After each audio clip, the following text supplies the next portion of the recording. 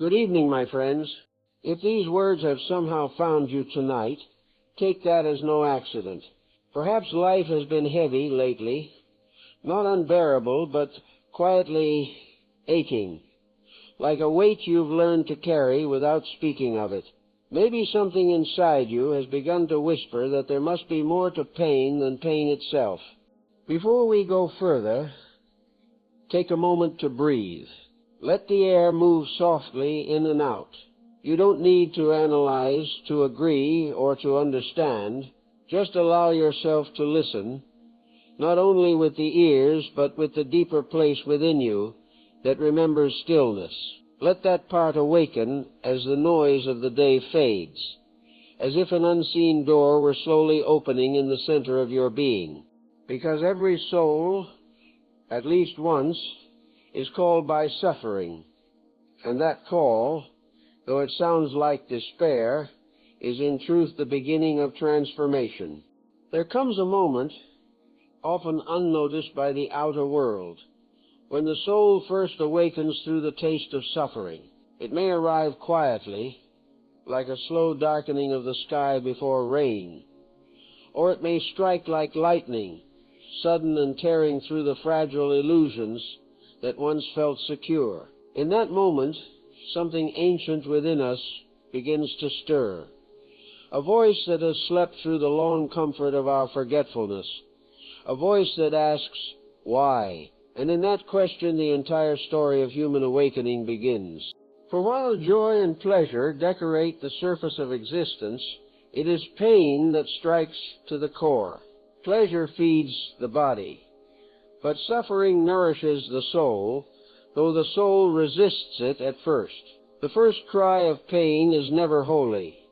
It is filled with rebellion, with disbelief, that such darkness could fall upon a being who once believed themselves untouched by the storms of fate. Yet beneath that protest lies the secret beginning of wisdom. For when one suffers, one is forced to look, not outward but inward. And in that inward gaze, trembling and raw, begins the first act of true alchemy. Every being who has ever awakened has passed through this gate. There is no other way. The saint, the sage, the healer, the artist, all have met their awakening, not in comfort, but in crisis. Pain strips away the false ornaments of the self. It takes from us our borrowed truths, our second-hand beliefs, our complacent habits of thought. It burns the soft coverings of illusion and leaves us naked before the mirror of reality. And in that nakedness the soul encounters itself. But at the beginning there is confusion. The one who suffers believes themselves cursed, punished, forgotten. They cry out to heaven, to fate, to time itself, asking for deliverance. They think the pain is an enemy, an invasion from without. Yet slowly, as the fire continues to burn, a subtle shift begins to occur. One starts to wonder whether the pain is not coming to them but from them, whether it is not an external force but an inner revelation. And this question, quiet, terrifying, sacred, marks the true threshold of the path. In that threshold moment, the heart trembles between two worlds. On one side lies the familiar world of avoidance, the flight into distraction, comfort, pleasure, or bitterness. On the other lies the unknown, the willingness to feel, to endure, to understand. Between these two stands the trembling soul, uncertain which world it belongs to. Most turn back, for the way of endurance seems unbearable. But the few who remain, who let the fire work its way through the chambers of the heart, they become alchemists. Suffering is not a punishment. It is a language. It speaks in symbols that only silence can interpret. Each pain, whether physical or emotional, conceals a message from the higher order of existence. It says, awaken, see what you have ignored, listen to what has been hidden. But the noise of our ordinary mind, the endless motion of our desires and fears, drowns out that sacred whisper. We live deafened by our own resistance, blindfolded by our expectations. Only when life removes the comforts we cling to does the voice of truth become audible. The first cry of the soul, then, is the birth cry of consciousness itself. It announces that something deeper than personality has begun to awaken. In the intensity of grief, despair, or confusion, the surface mind collapses, and from beneath its ruins arises the deeper intelligence, the one that remembers the eternal law. Though we may not yet understand it, the very act of suffering becomes a secret initiation into a wider reality. We are being taught, not punished. We are being purified, not destroyed. If one could look with the eyes of eternity upon that first cry, one would see that it is both pain and prayer. For even when the lips speak only of anguish, the soul behind the voice is calling out for understanding, for light, for return. And that call never goes unanswered. The universe, which seems so silent in our despair, is listening with profound compassion. It has been waiting for that call, for it cannot teach a being that does not yet know it needs to learn. The moment the soul cries out, the teaching begins. So when we look back upon our lives, upon the losses and wounds that shaped us, we begin to see a pattern that each sorrow carried within it a seed of wisdom, that each darkness prepared the way for light. The moments we most wished to escape became the turning points of our evolution. And though in those hours we felt alone, the divine was nearer than ever, shaping us through the very substance of our pain. This is the paradox of the path, that the moment we feel most forsaken is the moment of greatest nearness to truth. The light hides itself within the wound. The teacher disguises itself as the trial, and the soul, unknowing, begins to walk the road that leads from suffering to illumination. As we go deeper into this understanding, we shall see that the first cry is not the end, but the beginning, the first sound of the great work of transformation. It is the moment the lead of human sorrow begins its alchemical journey toward the gold of divine awareness. The tears, the confusion, the anguish, all are ingredients in that sacred art. Nothing is wasted. Nothing is meaningless. And so, let us not shrink from that first cry, but listen to it. Let us honor the moment when pain first taught us to seek for that cry. Though it feels like despair, is the soul Sep's way of saying, I am ready to awaken. Every creature that walks beneath the sky, every heart that beats within the veil of time, knows something of pain. It is the oldest companion of life, shadowing our first breath and whispering through our final one. No civilization, no invention, no fortress of comfort has ever abolished it. Kings suffer as peasants suffer, saints as sinners, the wise as the foolish. To be human is to know both delight and despair, both sunrise and storm. And though we may spend our lives attempting to separate them, they are woven of the same mysterious fabric. This is the riddle of existence. Why should beings capable of love, beauty, and understanding also be destined to sorrow? Why must every joy carry the seed of its own ending? Why must every birth contain within it the promise of loss? These are not questions to be solved by reason, for reason trembles before them. They belong to a deeper language, the language of the soul's education. Life in its divine intelligence has made suffering the instrument of awakening. Without it, the heart would remain asleep in pleasure's dream, and consciousness would never mature into wisdom. When we observe nature, we see this law everywhere. The seed must split to become the tree. The shell must crack for the bird to emerge. The sky must darken before it rains. Growth requires rupture. Nothing evolves by clinging to what is. Yet, when this same law touches our personal lives, We resist it with all our might. We call it tragedy, injustice, misfortune. We forget that we are not separate from the rhythm that governs stars and seasons. The same law that bends the grass under wind bends the soul under grief, not to destroy it, but to make it supple. The human condition, then, is not a curse, but a curriculum. Each soul enters this world to learn through limitation what cannot be learned in formless bliss. For in the timeless worlds there is no friction, no struggle, no resistance, and thus no growth. Spirit descends into matter so that it may discover, through contrast, the full measure of its strength. We suffer because we are divine beings learning to express divinity through human form. The pain of this compression, this forgetting, is the tuition of our becoming. Yet the mind, bound to the senses, does not see the hidden order behind its trials.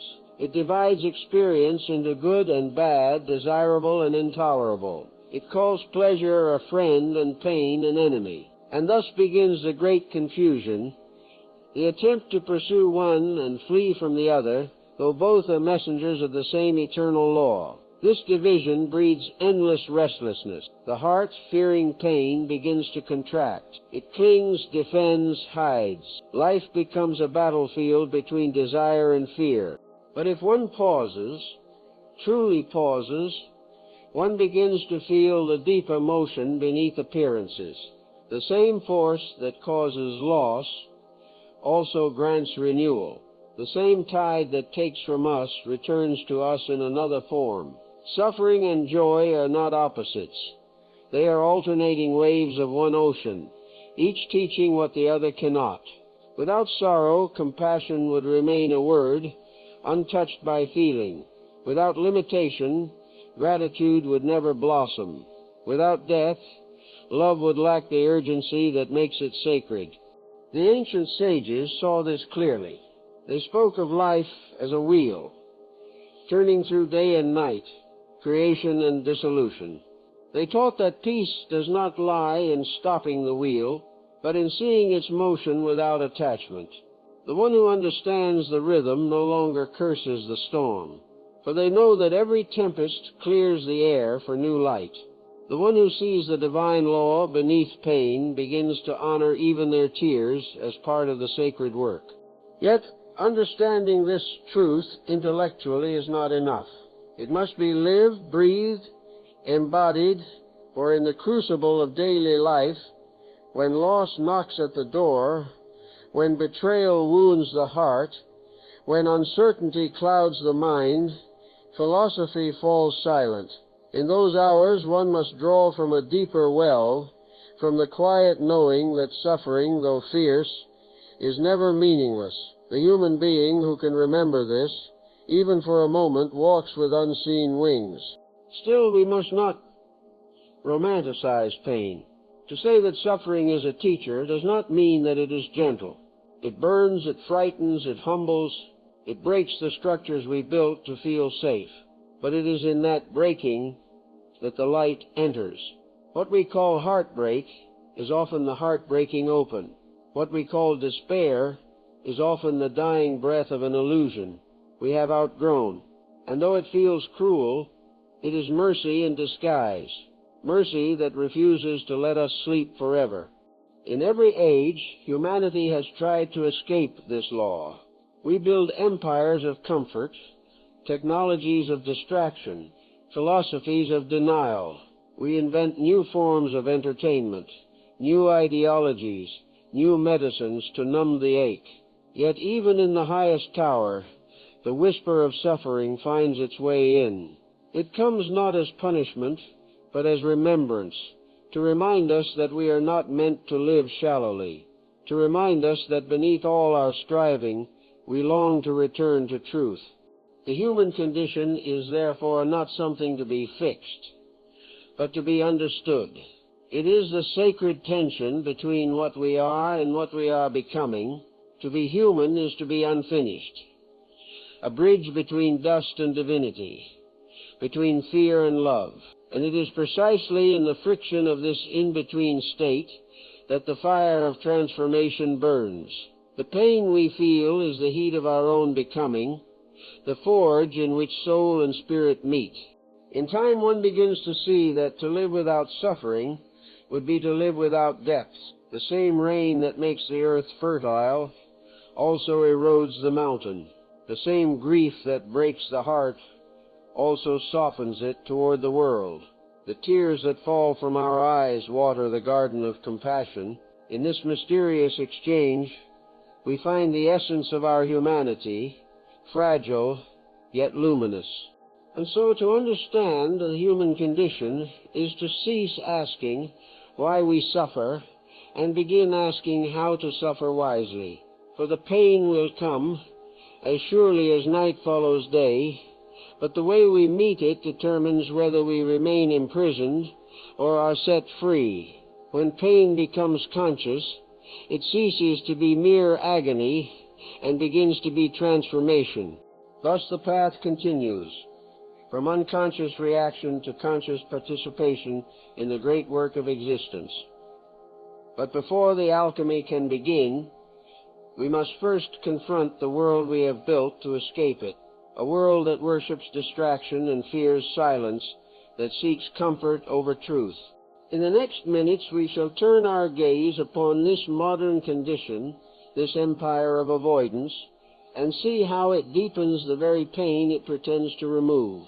For only by understanding the illusions that surround us can we begin the sacred art of turning pain into power. In the ancient world, suffering was a companion, known and accepted. The seasons of hunger and plenty, the birth and the burial, the silence of the night and the harshness of labor, all were woven into the fabric of existence. Humanity then still lived close to the soil, and thus close to its own soul. But in our age, we have fled from the soil. We have fled from silence. We have built around ourselves an empire of distractions, bright, restless, ever hungry. The human being who once gazed at the stars now stares into the light of 1,000 screens, each promising relief, each whispering escape, yet the ache remains. We are surrounded by noise, not only the mechanical hum of cities, but the psychic clamor of unending stimulation. We are fed images faster than the heart can feel them, opinions faster than the mind can digest them. The soul, which moves at the pace of breath and contemplation, becomes suffocated in this hurricane of surfaces. We think that constant motion is life, but in truth, it is a flight from life, for the stillness in which pain could reveal its wisdom has become unbearable to us. Silence, once a temple, now feels like a void. The modern person, fearing that void, seeks to fill it with activity. Work becomes obsession, leisure becomes consumption, and even spirituality becomes performance. We speak of healing, yet we rush to it like a business meeting. We speak of peace, yet we schedule it between notifications. Beneath all this motion lies a silent terror, the terror of meeting oneself without distraction. For within that encounter waits the unhealed wound, the unanswered question, the ungrieved loss. Our ancestors faced storms, famine, and death, but we face a subtler storm, one that rages within. Surrounded by comfort, we have become strangers to our own depths. We have traded meaning for entertainment, understanding for opinion, and endurance for convenience. The instruments of ease have multiplied, yet depression, anxiety, and loneliness have become our unseen epidemic. We live longer, but not necessarily deeper. We have comfort, but little contentment. We have connection, but little communion. This is the paradox of our time. Never before has humanity been so capable of avoiding pain. Never before has it suffered so much. For the pain denied becomes pain multiplied. The wound ignored festers. The grief unspoken turns into restlessness, into cynicism, into the hunger that no possession can fill. We call it progress. Yet we have only changed the form of our bondage. We have built palaces of distraction to hide from the inner crucible where transformation might occur. Distraction is not evil in itself. It is the natural instinct of a being who does not yet know how to face itself. But the longer one flees, the heavier the shadow grows. Pain, when postponed, gathers interest like an unpaid debt. The soul will wait patiently for its lesson to be learned, but it will not let us go. So life, with its silent compassion, begins to remove the very things we cling to for escape. Relationships crumble, plans fail, health falters, not out of cruelty, but to guide us home to reality.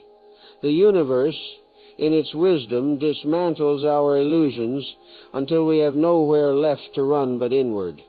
There, within the heart, lies the true battlefield of this age. We have conquered mountains and planets, but not our own restlessness. We have mapped the stars, but not the labyrinth of our own longing. The real revolution is not technological, but spiritual, to reclaim attention from the endless machinery of distraction and return it to the sacred work of consciousness. It is not that we must reject the outer world, but that we must cease mistaking it for the source of peace. The modern world tells us that happiness lies in accumulation. More wealth, more experiences, more control. Yet the soul whispers another law. Peace is found not in having, but in understanding. Every attempt to own what is fleeting becomes another wound, another form of exile. When the heart grasps, it hardens. When it releases, it begins to see. To live in an age of distraction is to be surrounded by false light. It dazzles the senses, but leaves the inner vision dim. True light, the light of awareness, cannot be bought or streamed. It is born only in silence, in humility, in the courage to feel what one has long avoided. That is why so few find it, though it burns in every heart. The path of alchemy begins when one turns away from the glittering world of escape and looks inward, not with judgment, but with sincerity. The first step is simple, though difficult, to stop running, to allow the noise to fade, even for a few breaths, to sit in the quiet and notice what arises.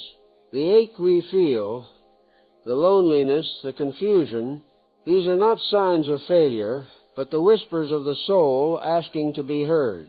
Every distraction we remove reveals another layer of forgotten truth, and as we begin to listen, the shape of our suffering becomes clearer. It is not random. It is not meaningless. It is the echo of separation, the distance between who we have become and who we truly are. The modern age has taught us to master the outer world, but not to understand the inner one. We have learned to build machines that can think, yet we have forgotten how to think in stillness. We have created tools that can speak, yet we have forgotten how to listen, not to words, but to the silent wisdom that speaks through every pain. In this imbalance, the soul starves, and no abundance of outer power can feed it. So long as humanity continues to run from its own depths, suffering will pursue it like a shadow. For suffering's purpose is to call us back to the center, to remind us of what truly matters. Every distraction, no matter how dazzling, eventually fades, and what remains is the simple truth of being. The moment we turn toward that truth, the machinery of illusion begins to crumble, and a strange peace enters, not the peace of comfort, but the peace of understanding.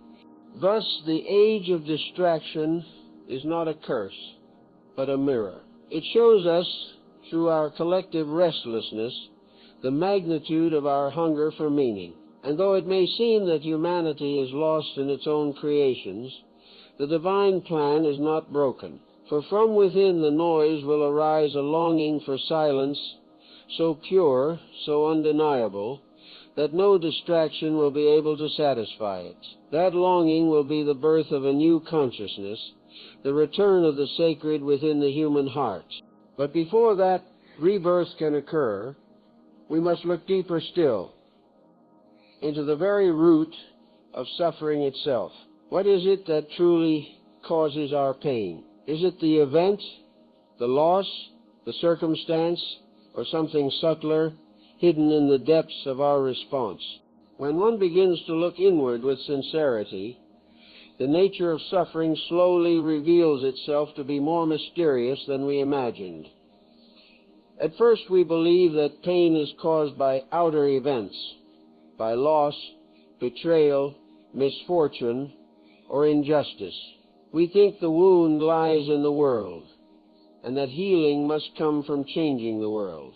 But as we gaze deeper, we begin to see a subtler truth. The same event that breaks one person can awaken another. The same storm that destroys one home becomes for another the cleansing wind that brings renewal. If pain were purely external, its effect would be uniform, but it is not. The secret, therefore, must lie within. This discovery does not come easily. The ego resists it, for it prefers to blame rather than to see, to acknowledge that suffering is born not merely from circumstance, but from resistance, from attachment, from the refusal to accept what is, feels at first like betrayal, as if we were excusing cruelty or denying injustice. But we are not speaking of morality here. We are speaking of energy, of the subtle law by which consciousness relates to experience. The outer pain is the spark. The inner resistance is the fuel. Together they create the fire of suffering. Remove resistance, and even the flame of sorrow loses its power to consume. Observe a child who falls and cries. For a few moments the pain seems immense, unbearable. Yet soon the tears pass, and the child returns to play. The wound is not forgotten, but the self does not cling to it. There is no story built around it, no identity born from it. The child feels, and then releases. But as we grow older, we forget this natural alchemy. We begin to identify with the pain. We weave it into the fabric of I. We say, this happened to me, and by saying so, we imprison ourselves in the memory. The event becomes a monument, and the energy of life ceases to flow. To see the root of suffering is to see this imprisonment clearly. Pain, in its pure form, is a sensation, intense, fleeting, transformative. Suffering is pain multiplied by resistance, prolonged by thought, and deepened by fear. The mind, seeking security, refuses to allow change. It clings to the idea that things should be otherwise. It says, this should not have happened. I cannot live without what I have lost. And in that refusal to meet reality, the heart contracts, the breath shortens, and life becomes a struggle against what already is. The ancients called this contraction the birth of illusion, Maya, the veil of separation between what is and what is imagined. The ego, unable to accept impermanence, invents stories of blame and justification to shield itself from truth. It builds fortresses of thought to protect its fragile identity. But each fortress becomes a prison. For every wall we raise against pain also walls out joy, peace, and renewal. The mind that refuses sorrow also refuses love, for both arise from the same open heart. When we resist what is painful, we resist life itself. We forget that change is the rhythm of existence, that decay and growth are one continuous movement. The flower that withers nourishes the soil for new life. The night that darkens the sky gives birth to dawn. So too our losses fertilize the ground of wisdom. Yet we fight against this law as if it were an enemy, not realizing that our struggle prolongs our bondage. Suffering ends not when life becomes painless, but when we cease to divide life into what we accept and what we reject. There is, in the quiet spaces of awareness, a place where pain can be seen without judgment. When one sits silently and allows the ache to arise, not feeding it with thought, not drowning it with distraction, something extraordinary happens. The pain reveals itself as energy, as pure sensation, no longer good or bad, but alive. Beneath it, one feels a strange peace, like the eye within the storm. This peace is not indifference, but understanding. It knows that what is unfolding is part of the divine law, that life, in its wisdom, burns only what is false. In this understanding, suffering begins to lose its sting. The same event that once seemed unbearable becomes transparent. We begin to see the deeper purpose behind every sorrow, that it is not punishment, but purification. The universe is not cruel. It is exact. It removes from us all that cannot endure truth. Every disappointment, every grief, every disillusionment is the hand of the divine reshaping us into what we truly are. But this realization demands great humility. The ego, proud of its opinions and attachments, must bow before something greater than itself. It must admit that it does not know what is best, that its vision is partial, that what it calls tragedy may, in the secret order of things, be grace. Only in such humility can transformation begin. For humility opens the heart to acceptance, and acceptance dissolves resistance. To see the hidden root of suffering, then, is to recognize that the battle has always been within. Life's events are the mirror. The reflection we see depends on the state of our own consciousness. The storm does not cause the sea to rage. It only reveals the waves that were already forming beneath. Likewise, pain does not create our inner turmoil, it exposes it.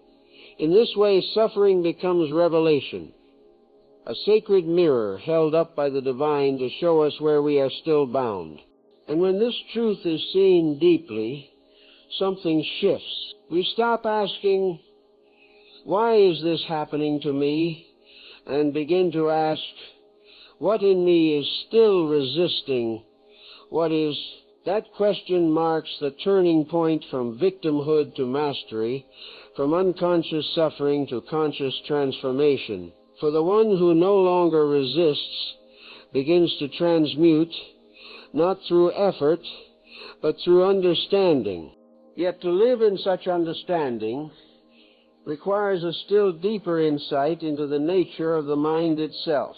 For it is the mind, with its endless movement, its memories, fears, and expectations, that sustains the illusion of suffering. If we would free ourselves from this bondage, we must come to know the mind intimately, to see how it builds the walls of our sorrow from moment to moment. In the next unfolding, we shall descend into that inner landscape, into the labyrinth of thought and memory, to behold the true burden of the human mind, and how it perpetuates the sorrow it seeks to escape.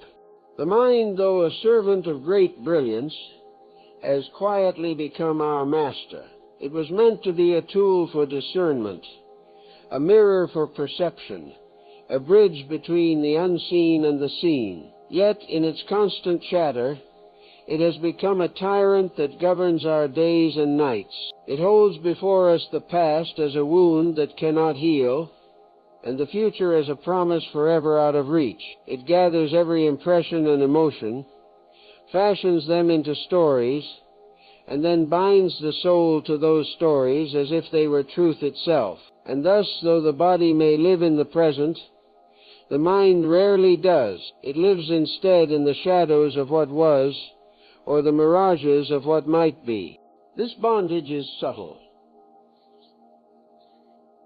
The mind claims to protect us, to remember what hurt us, so we may not be hurt again, to imagine what might come so we can prepare. But in its zeal to control, it multiplies fear. It rehearses old sorrows until they become new ones, paints disasters that never occur, and builds elaborate walls of defense against the unknown. In this way, the mind perpetuates the very suffering it wishes to avoid. It believes itself to be the healer, yet it is the hidden wound.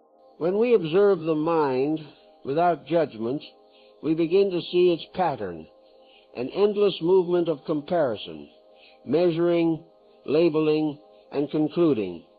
It never rests. Even in moments of peace, it whispers, "How long will this last?" Even in happiness, it murmurs, "Be careful, this too will end." It takes the fluidity of life and freezes it into concepts: good, bad, success, failure, love, loss. But life is not a concept. It is a flow. The mind fears this flow because it cannot control it, so it clings to fixed forms, and in that clinging it suffers. Every memory the mind keeps is like a stone added to its burden. Some stones are bright with joy, others heavy with pain, but altogether they weigh upon the spirit until the present moment, light, alive, and free, can no longer be felt. The soul, which is meant to move like water, becomes dammed behind the walls of thought. It is not that we should erase memory, but that we must cease mistaking memory for reality. The event is gone, but the image lingers, and we worship the image as if it were still living. This worship of the past binds us as surely as any chain. We say, "I am the one who was betrayed," or "I am the one who failed." And in that identification we renew the old pain each day. The body heals, the seasons change, but the mind keeps the wound alive. Likewise, when the mind projects into the future, it creates anxiety, the shadow twin of hope. It says, "I will be happy when," or "I must prevent what might come." In both cases, life is reduced to a corridor between what we remember and what we expect. The living present, where peace dwells, remains unseen. To awaken from this hypnosis, one must begin to see the mind as it is, restless, fearful, proud, yearning for control. Not to condemn it, for condemnation is another movement of thought, but to understand it. The simple act of observing thought without attachment is the beginning of freedom. When one sees a thought arise, a memory, a fear, a craving, and neither resists nor indulges it, a space opens. In that space awareness shines, and in that awareness suffering begins to dissolve, for suffering cannot survive the light of understanding. The burden of the mind is not only personal, it is collective. Humanity carries within its shared consciousness the residues of countless generations: wars, losses, desires, beliefs, superstitions. Each thought leaves an echo, and these echoes form the psychic atmosphere in which we live. The mind of one individual is not separate from the great mind of humanity. Thus, when we free ourselves from our personal patterns of fear and resentment, we participate in the healing of the whole. The alchemy of suffering, though deeply intimate, is also cosmic. But this burden cannot be laid down by force. We cannot silence the mind through violence, nor command it to be still through willpower. The attempt to control thought is still a function of thought. The mind fighting the mind is like fire trying to extinguish itself with flame. Instead, what is required is gentle awareness, the quiet seeing that does not interfere. The mind, like a child observed with loving patience, begins to calm when it feels no judgment. It learns to rest in the embrace of the soul. In moments of such stillness, we may glimpse the truth that thought is not the self. It is only a movement within consciousness, like ripples on water. The self that observes these ripples, that silent witness, is vast, untroubled, eternal. When awareness rests in that witnessing, the ripples lose their tyranny. They come and go, but they no longer disturb the depths. This is not a theory, but an experience that grows naturally as one learns to listen inwardly. The burden of the mind is also the burden of becoming. The mind is forever seeking to become wiser, richer, safer, more loved. Yet every act of seeking affirms lack. The more the mind strives to be complete, the more incomplete it feels. This endless becoming is the wheel of samsara, the circle of desire and frustration that keeps the soul from rest. To step off that wheel is not to renounce life, but to cease measuring it. When we stop saying, "I must become," we discover what we already are, not in idea, but in being. Only then can pain reveal its true meaning. For when thought no longer interprets suffering as failure or punishment, it becomes pure energy again. An energy that can be transmuted into compassion, insight, and strength. The mind, freed from its burden, becomes transparent, and through its stillness the light of the soul can shine unobstructed. And yet most of humanity remains trapped in the wheel of the mind, seeking escape through the very mechanisms that perpetuate bondage. We flee thought through distraction, pleasure, ambition. But these are only extensions of the same restless energy. The next stage of our journey, therefore, must confront this illusion directly. We must see why all our attempts to escape pain through outer means fail, and why true freedom can never be purchased, achieved, or found outside the heart. The human being, weary of pain, has invented countless paths of escape.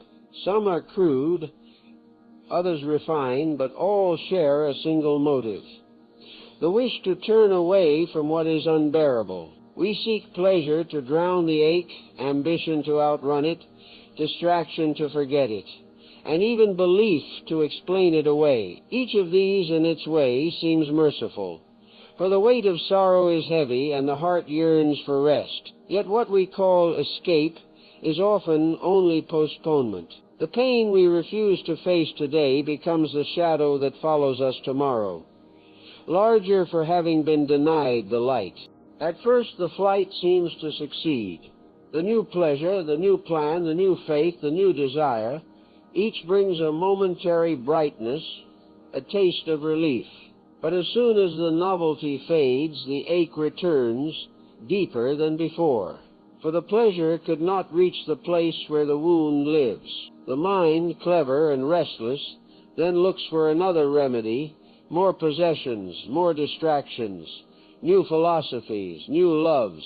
Thus begins the great chase, endless, exhausting, tragic in its beauty. Humanity, brilliant in invention, becomes a pilgrim forever moving but never arriving. Pleasure, when sought as medicine for pain, becomes a subtle poison. It offers the illusion of fullness while quietly deepening emptiness. The senses, fed beyond their natural rhythm, lose their ability to taste joy. The heart, overstimulated, grows numb. The very excess meant to heal becomes the cause of further suffering, for what the soul longs for cannot be supplied by sensation. It longs for meaning, for contact with the eternal, for harmony with the unseen order of things.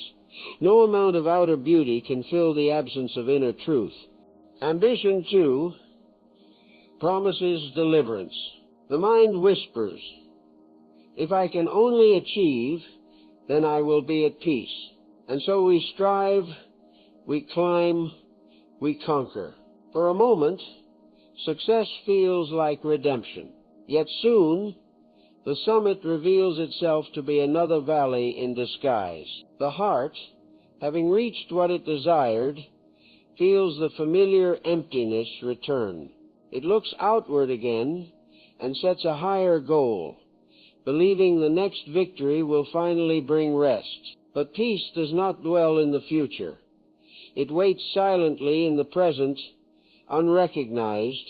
The treadmill of ambition, though paved with achievement, leads nowhere, for the self that seeks fulfillment is itself the source of its own dissatisfaction.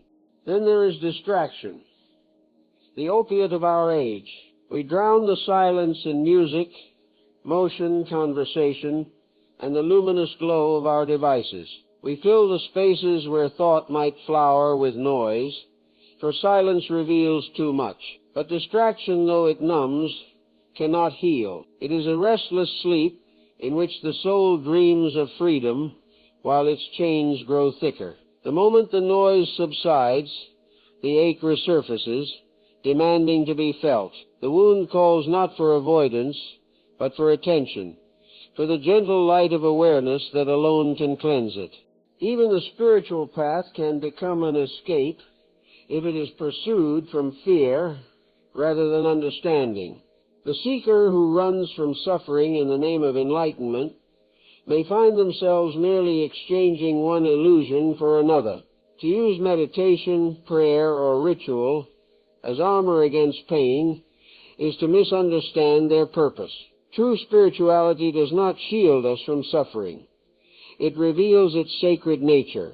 It does not close the heart, but opens it wider until even sorrow becomes a form of grace. We must see this clearly. All escapes, whether gross or subtle, fail because they move in the wrong direction. They lead outward, while the healing lies inward.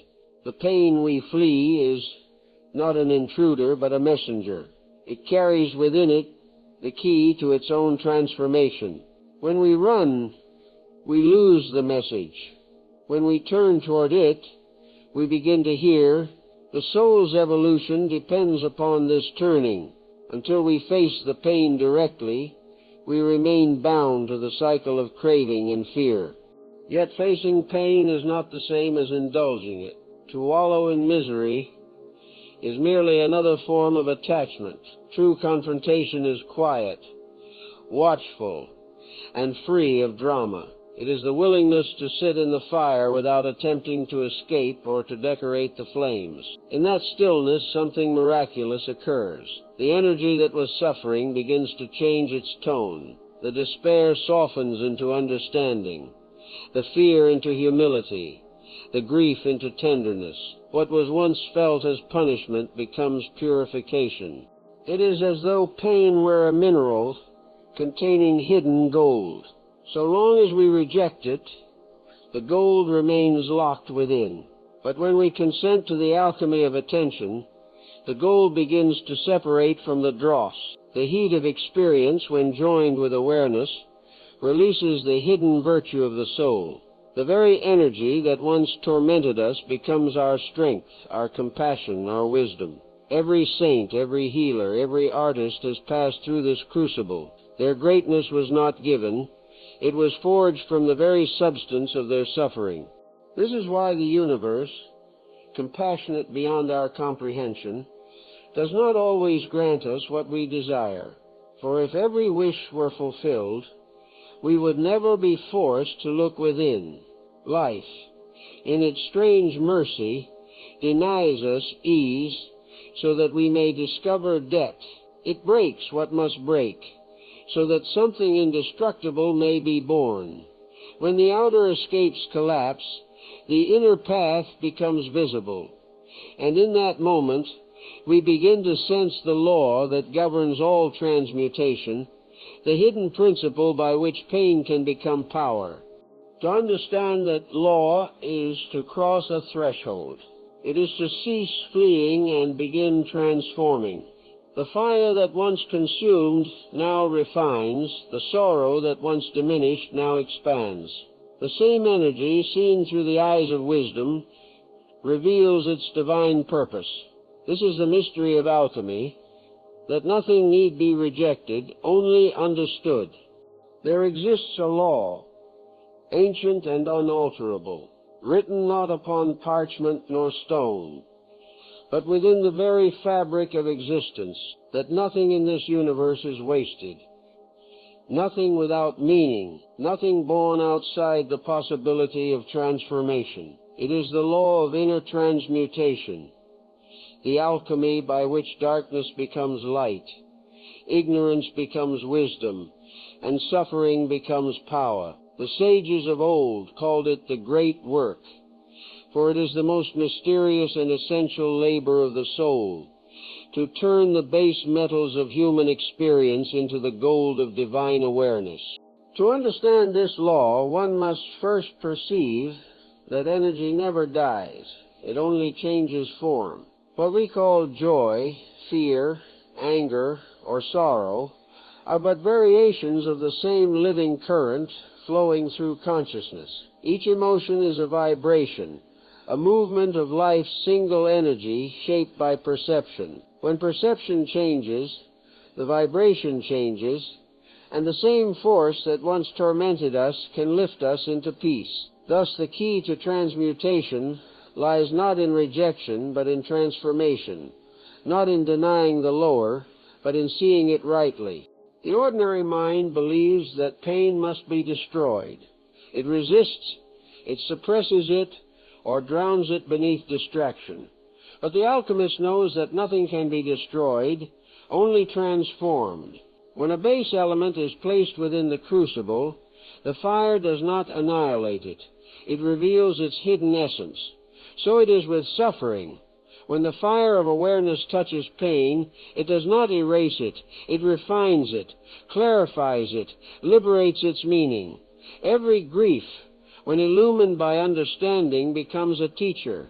Every fear, when faced in stillness, becomes courage in disguise. This law operates silently, without exception, in every life. Yet to work with it consciously is the beginning of mastery. The moment one ceases to flee pain, and instead welcomes it as a messenger, the alchemical process begins. The energy that once bound the heart now rises, like vapor toward clarity. The same force that was despair becomes devotion. What was bitterness becomes wisdom. What was loss becomes depth. The soul, purified of resistance, begins to shine through the very matter of its trials. Consider the seed buried in the earth. It is surrounded by darkness, by pressure, by silence. From the outer view, it is dying, splitting open, losing its form. Yet within that breaking, a hidden strength awakens, and from that very wound the first green shoot emerges. If the seed refused to break, no growth would be possible. The pain of transformation is the price of life's unfolding. So too, with the soul. Each sorrow is a shell cracking open, so that a greater self may emerge. To the mind it looks like ruin. To the spirit it is revelation. To participate in this law is to live in trust. Trust that every event, no matter how harsh, serves a purpose known to the greater intelligence that governs all things. This trust is not naive acceptance. It is spiritual vision. It sees beyond the immediate sting to the hidden order beneath.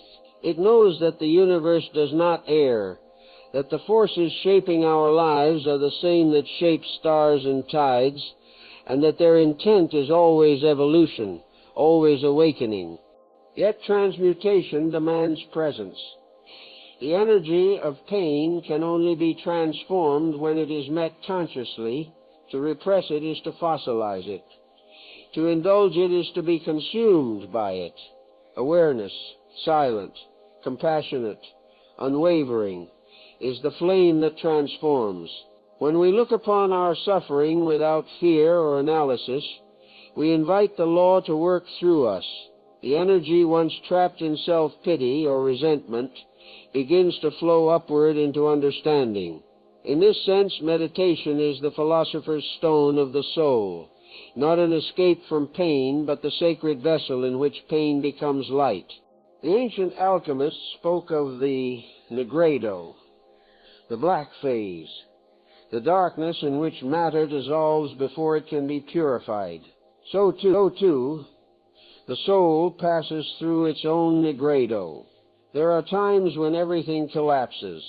Beliefs, attachments, hopes, the world grows dim, and the self feels lost in shadow.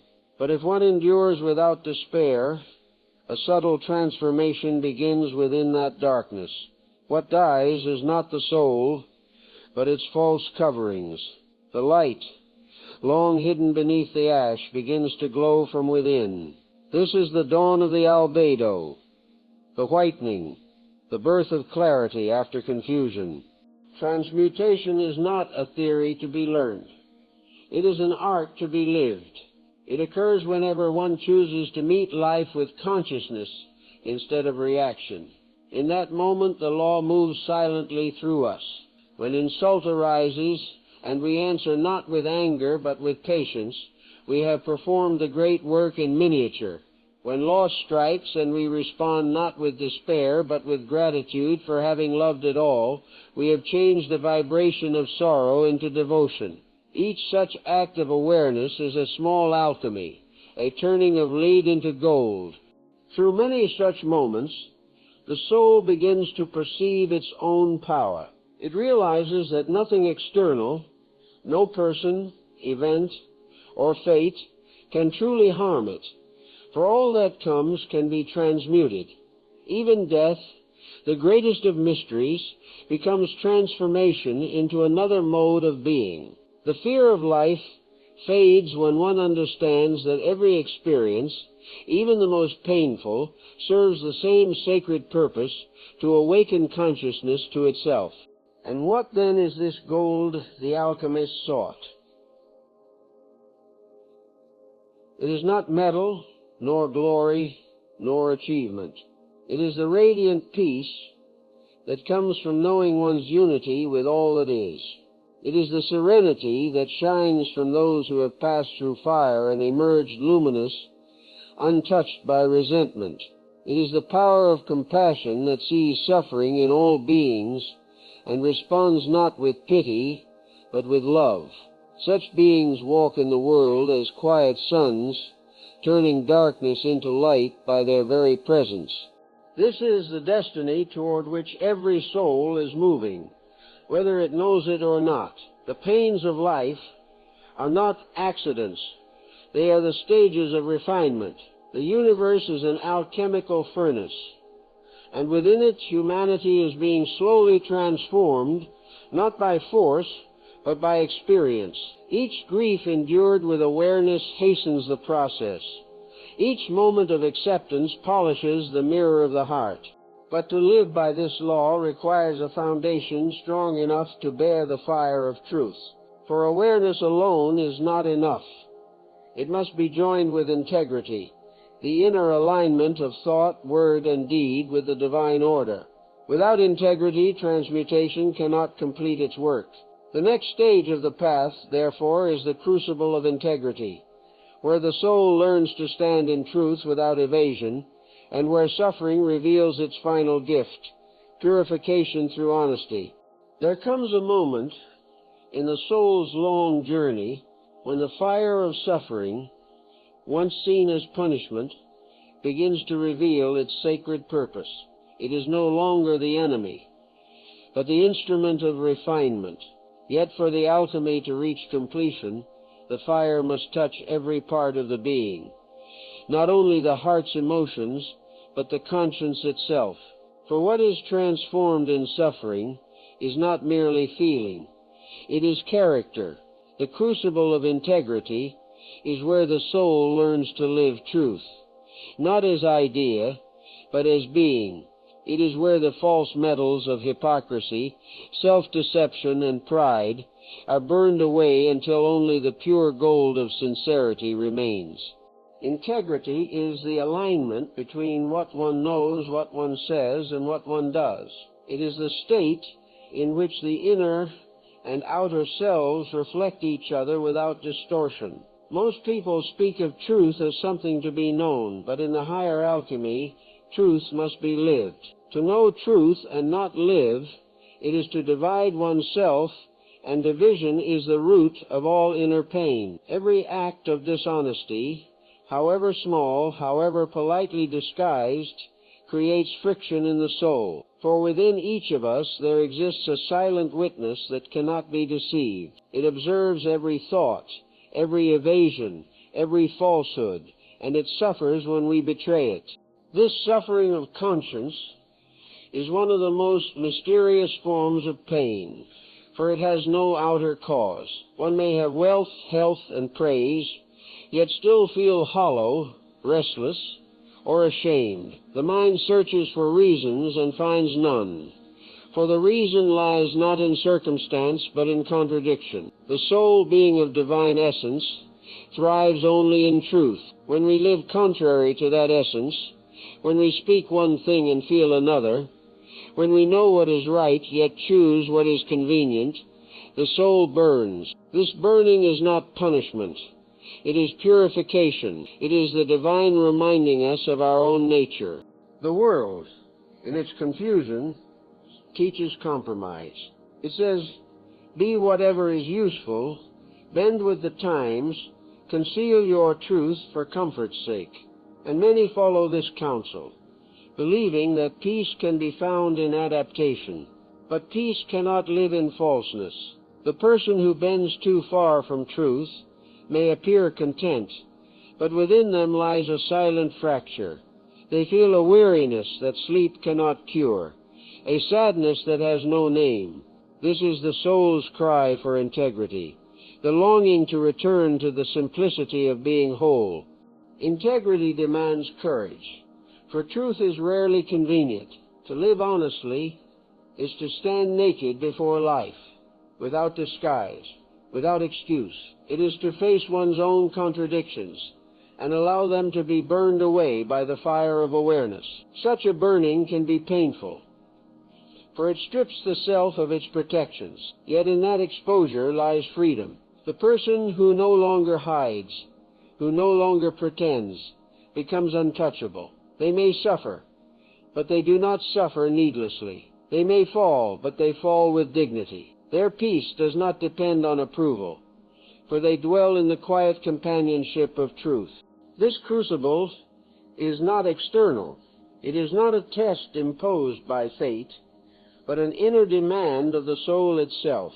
Every lie, every evasion, every moment of cowardice brings a subtle tightening, a heaviness of heart, and each act of truth, however small, however costly, brings lightness, ease, and expansion. Thus, integrity is both the path and the reward. It is the fire that consumes illusion, and the clarity that remains after illusion has gone.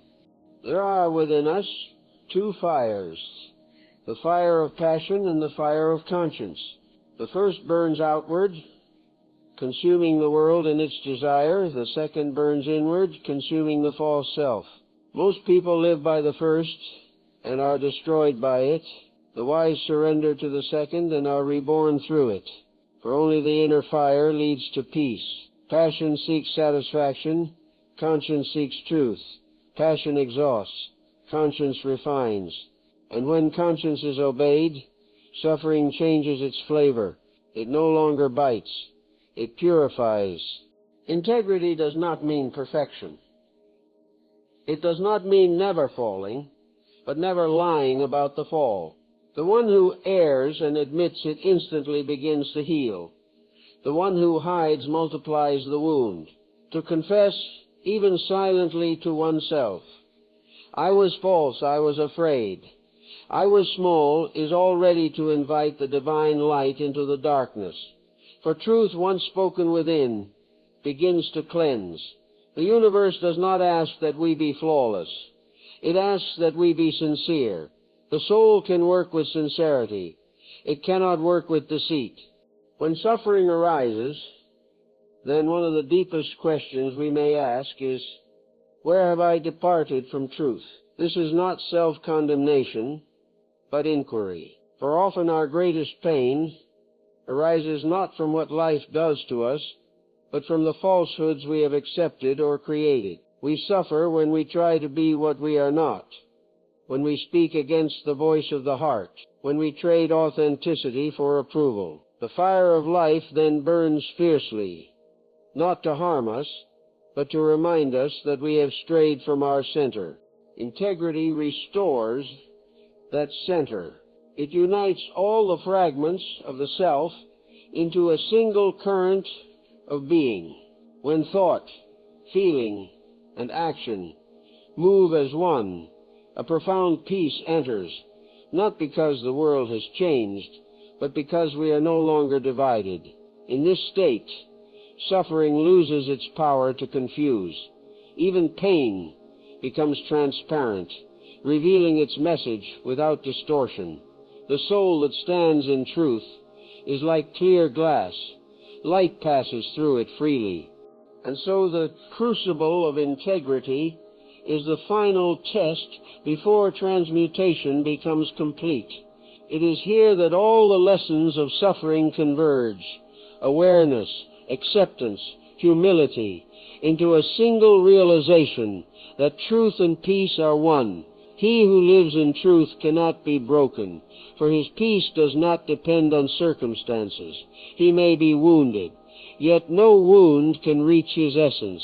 He may grieve, yet his grief is luminous, filled with meaning.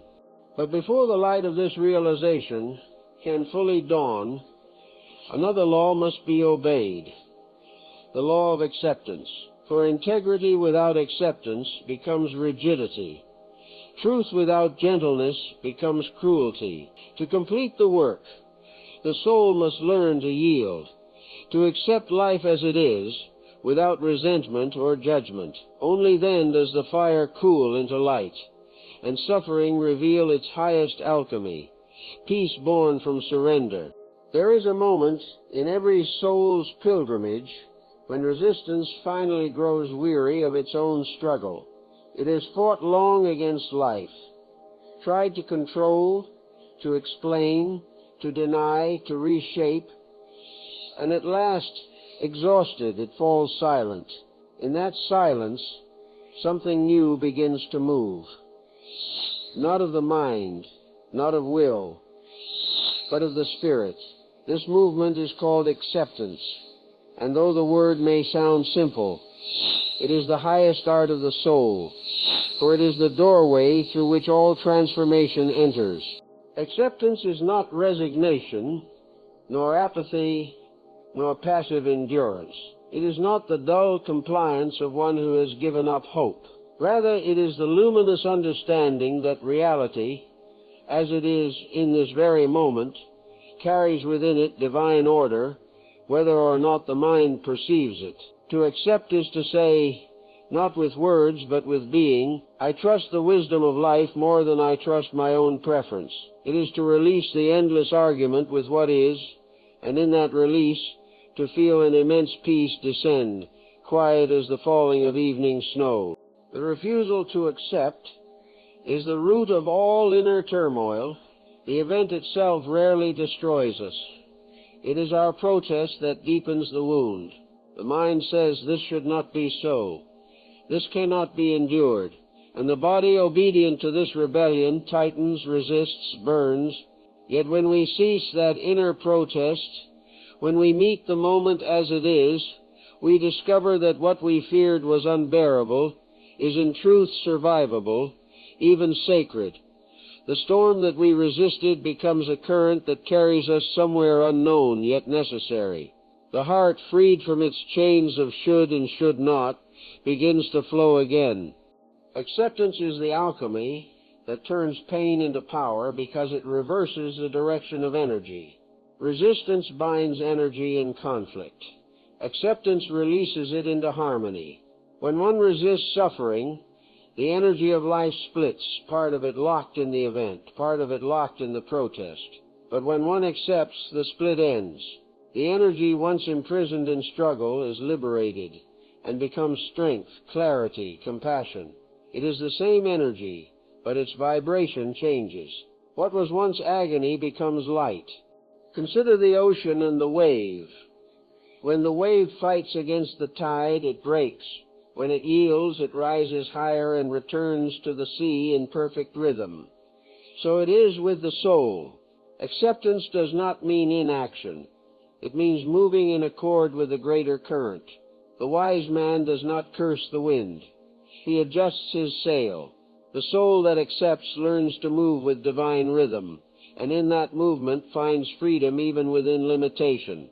There is a subtle beauty in true acceptance, for it is born from humility. It recognizes that our understanding is partial, that what seems unjust or cruel today may reveal itself as mercy tomorrow. How often have we looked back upon the darkest hours of our lives and seen with astonishment that they were the very doors through which growth entered. The illness that humbled our pride, the loss that stripped our vanity, the failure that revealed our compassion. These were not curses, but blessings in disguise. Acceptance is the wisdom that sees this truth, not in hindsight, but in the midst of the storm. Yet acceptance must begin within. We cannot accept life until we accept ourselves. The war we wage against the outer world is only a reflection of the war we wage inwardly against our fears, our flaws, our memories, our humanity. To accept oneself is to look upon the whole field of one's being, the noble and the petty, the loving and the cruel, the light and the shadow, and to say, all of this I allow to be seen. Such honesty does not breed indulgence. It breeds understanding. For what is accepted can be transformed. What is denied remains in darkness. Self-acceptance is not self-satisfaction. It is not saying, I am perfect as I am, but rather, I am as I am, and I will walk in truth with that. It is the end of pretense, the end of shame, the end of comparison. The heart that accepts itself becomes gentle toward others, for it sees the shared struggle in every face. The judgment that once hardened into cruelty softens into compassion. Thus, acceptance is not only personal liberation, it is the seed of universal empathy. When acceptance flowers, one begins to feel that every event, however small, belongs. There is a quiet recognition that life, in its infinite intelligence, is never mistaken. Even pain serves. Though its purpose may be hidden, one stops demanding that the universe obey personal will and begins instead to listen. The will that once tried to command becomes the will to understand, and from understanding arises love, not sentimental but vast and luminous, embracing all things as they are. This love is the final alchemy of acceptance. It transforms not only the meaning of pain, but the experience of it. The one who loves reality no longer suffers, even when wounded, for they see beauty woven through all forms. They no longer divide existence into good and evil, gain and loss. They see the single motion of divine intelligence manifesting through contrast. To such a one, even sorrow becomes a form of grace, for it deepens awareness, tenderizes the heart, and draws the soul nearer to the source. The secret of this transformation lies in surrender, not the defeat of the will, but its consecration. To surrender is to allow the personal will to merge with the greater will as a stream merges with the river. The ego cries, I want. The soul whispers, I yield. And in that yielding, the struggle ends. The soul feels itself carried by a force far wiser than thought, a current that knows the way home. This is not weakness, but the highest strength, the strength to trust. Through acceptance, suffering ceases to be the enemy and becomes the teacher. Through acceptance, we discover that peace was never far away. It was merely hidden beneath our refusal to see. Through acceptance, we enter the harmony of divine order, where even chaos reveals its hidden geometry. Yet this harmony is not mere passivity. The one who has accepted deeply does not withdraw from the world. They act, but their action flows from clarity, not compulsion. They serve not to escape themselves, but because they see themselves in all beings. For once one has accepted the self, one can no longer deny another. Out of that realization arises the next great understanding, the law of cause and effect, the perception that every act, every thought, every intention ripples through the whole, weaving destiny out of conduct. To the awakened soul, the universe no longer appears as a chaos of accidents, but as a living tapestry woven with infinite precision. Every thread, every event, every breath is part of a law so subtle, so just, that even what seems random or cruel reveals its order to the heart that can see. This law, known to all great traditions, is the law of cause and effect, the moral rhythm of the cosmos, the silent symmetry by which all energies return to their source. It is the divine justice that operates not through punishment, but through perfect correspondence. Whatever we sow, we must inevitably reap. Whatever we give to life, life gives back to us in kind. This law is not imposed from without. It is born from the very nature of being. Every thought, every emotion, every act is a vibration cast into the vast sea of existence. The ripples expand, touch other waves, and eventually return to their origin. Thus, destiny is not a sentence pronounced by an external deity, but the reflection of our own creation. We are both the sculptor and the sculpture, both the seed and the fruit. When one understands this, blame and complaint dissolve. For one sees that what comes to us is not arbitrary. It is our own energy returning home. The ignorant mind, caught in confusion, perceives only fragments of this law. It cries out, "Why does this suffering come to me? Why do the unjust prosper and the gentle suffer?" But the law's movement is vast, stretching beyond the brief arc of a single life. What we see as fortune or misfortune are but chapters in an eternal story whose meaning spans ages. To understand karma, cause and effect, one must look not with the impatience of the moment, but with the eyes of eternity. What is unfinished now will be completed in another time, another form. Nothing is lost. Nothing remains unpaid. Yet this law, though exact, is not cruel. It is love disguised as justice. It is the universe teaching us through reflection. When we act in harmony, harmony returns. When we sow discord, discord reappears not as vengeance, but as education. The law's intent is not to condemn, but to awaken. Each painful consequence is the divine whisper saying, "See, this is not the way. Choose higher." Thus suffering becomes guidance, the teacher that directs the soul toward alignment with truth. Understanding this,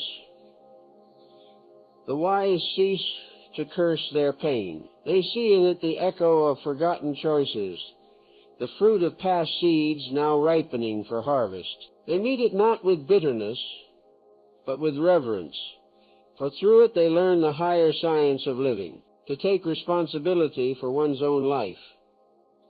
Fully, quietly, without blame, is to enter into partnership with the cosmic law. One ceases to be a victim of fate and becomes a conscious co-creator. The law of cause and effect does not operate only in outer deeds. It governs the subtle realm of thought and motive as well. Every thought carries intention, and intention is energy. When we think with anger, we send forth a vibration that will, in time, return as conflict. When we think with compassion, we send forth a vibration that returns as peace. Thus life mirrors the quality of our inner world. The mind is the loom, and the universe the cloth upon which it weaves. To master destiny is therefore to master thought. But mastery does not mean control in the usual sense. It is not the effort of will to force reality, but the quiet discipline of awareness. When the mind becomes still, when motives become pure, action flows naturally in harmony with the law. Such action carries no residue, no karmic shadow. It leaves behind clarity instead of reaction, balance instead of bondage. The awakened soul acts not from desire or fear, but from understanding, and therefore all that follows from such action is freedom. The law is impartial. It does not favor saint or sinner, rich or poor, believer or skeptic. It responds only to vibration. Fire warms or burns without discrimination. Gravity pulls all things toward balance. So too does divine justice move without favoritism. To one who lives in ignorance, this impartiality seems merciless, but to the one who has tasted understanding, it is mercy itself, for it assures that every act of love, however small, will find its way home, and every act of harm, however hidden, will one day be healed through consequence. The law of cause and effect is not meant to frighten, but to free. When truly seen, it reveals a path to liberation, for it shows that we are not trapped by fate, but participants in an exact and luminous order. If every effect arises from a cause, then by changing the cause, by purifying thought, refining motive, and aligning action with truth, we change the effect. Destiny is not fixed. It is fluid, shaped by consciousness, moment to moment. The one who lives in harmony with this law ceases to act from impulse and begins to act from awareness. They move through life gently, for they know that every word, every gesture carries weight. They do not seek reward nor fear retribution.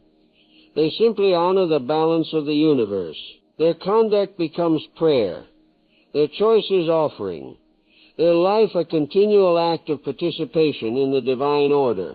This is not superstition, but reverence, the recognition that every moment is sacred because every moment shapes eternity.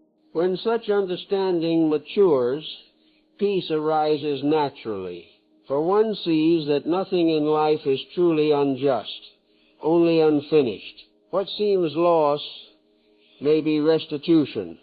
What seems failure may be preparation. The mind which once raged against its destiny bows in humility and whispers, "All is well," not because it denies suffering, but because it sees through it. It knows that each tear, each trial, each delay is a thread in the vast pattern of perfection. From this vision of cosmic justice grows a profound silence, the silent path within. For once one has seen the law at work in all things, words grow still, questions fade, and one begins to walk inwardly toward the heart's quiet center, where cause and effect dissolve into unity, and only understanding remains.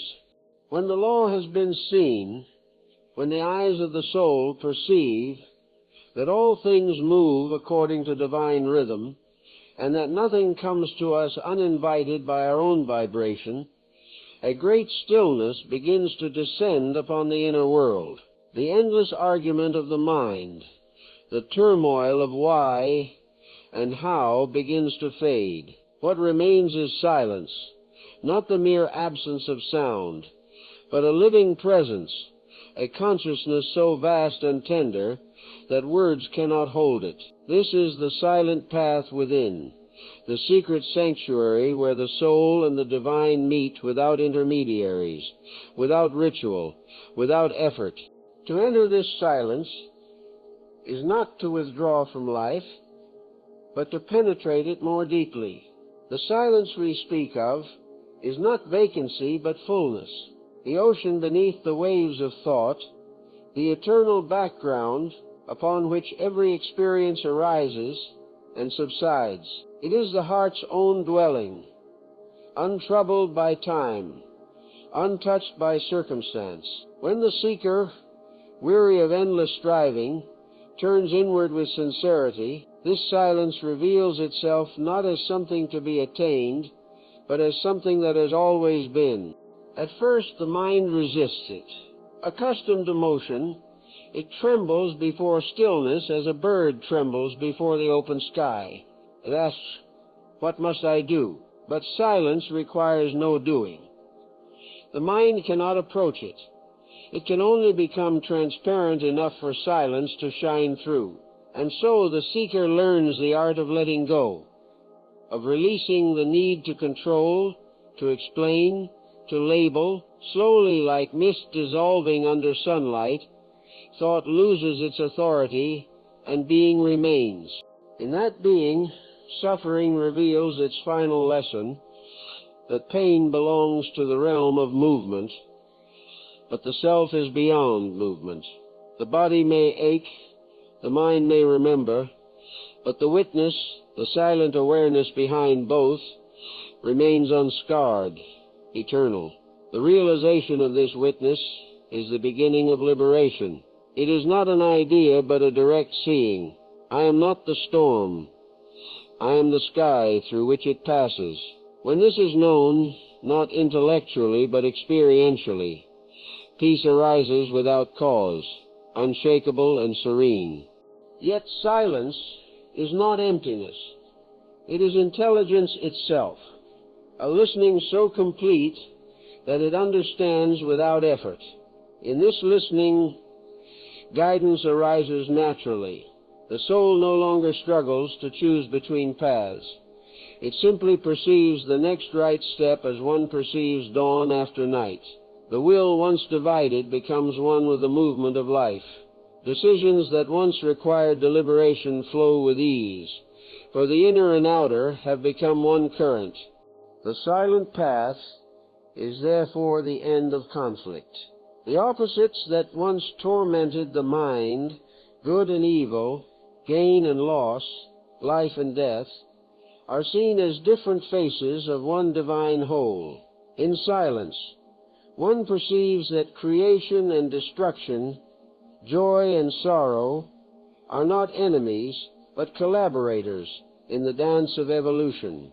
To resist one is to resist the other. To accept both is to find peace. The heart that lives in this understanding becomes vast enough to contain all things without breaking.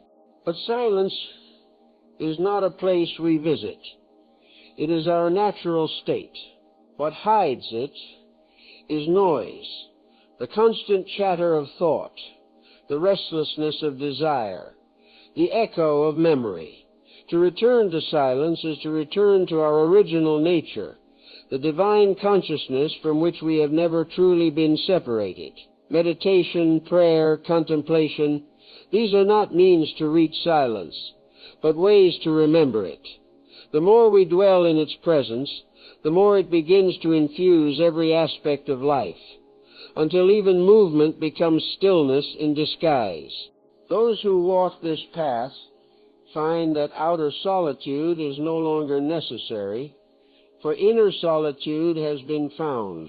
In the midst of crowds, in the noise of cities, they remain untouched, carrying a still center within. The world may change, the body may age, the mind may pass through its moods, yet the silence within remains luminous and unaltered. It is not withdrawn from the world. It embraces the world just as the ocean embraces the storm, without ceasing to be calm beneath its surface. In this silence, compassion is born, not the compassion of sentiment, but the compassion of understanding. One sees clearly that every being suffers from the same illusion of separation, the same forgetfulness of silence, and in seeing this, one's heart becomes the heart of the world. Every pain felt by another is felt as one's own, not in sorrow, but in unity. Such compassion is not exhaustion. It is inexhaustible strength. It acts when action is needed, rests when rest is called for, and never asks for reward. It serves silently because it sees no division between self and other. The silent path does not lead away from life, but into the heart of it. The one who abides in silence speaks, works, loves, and grieves like all others, but through every act moves an unseen grace. Their words carry weight not because they are clever, but because they arise from stillness. Their actions heal not because they are planned, but because they spring from the same rhythm that moves the stars. In their presence, others feel peace without knowing why, for silence communicates more than speech ever could. When silence flowers fully in the soul, suffering has fulfilled its purpose. It has led the traveler back to the source, to that still point from which all journeys begin and end. Yet the story does not conclude there, for silence, once realized, seeks expression. The peace attained inwardly must radiate outwardly. Thus begins the next sacred movement, healing through service, the outpouring of silent love into the world's unhealed places, where suffering still cries out to be understood. When silence has ripened in the heart, when the fires of resistance have cooled into clarity, the soul begins to feel a new kind of longing, not for escape, not for enlightenment, but for participation. The self, once preoccupied with its own pain, now feels the pulse of the world's sorrow beating through it. It realizes that its suffering was never separate, but a single thread in the vast tapestry of humanity's pain. From this realization is born the sacred impulse to serve, not as obligation, not as virtue, but as the natural overflow of love. For love, when it becomes still, becomes service, and service, when it is pure, is love made visible. True service does not arise from pity or superiority. It is not the movement of the strong toward the weak, but the movement of the whole toward its forgotten parts. It springs from the understanding that there is no other, that every being, however lost or broken, is an extension of the same divine life that breathes through us all. To serve, then, is to remember. It is to act from the awareness that healing oneself and healing the world are not two tasks, but one. In the early stages of the path, one suffers and seeks relief. Later, one accepts and seeks peace. But at this stage, the stage of service, one no longer seeks, for peace has already been found.